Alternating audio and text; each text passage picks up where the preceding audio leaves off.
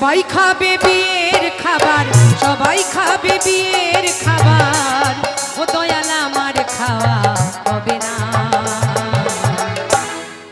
আমার গোপাল দাদা একটু পাগলের গান করেছে না, ভবা পাগলার গান। মানুষটা মরে গেলে কান্নাকাটি কত বাহু বাঁধায় সংসারে, থাকতে মানুষ চেনো না রে।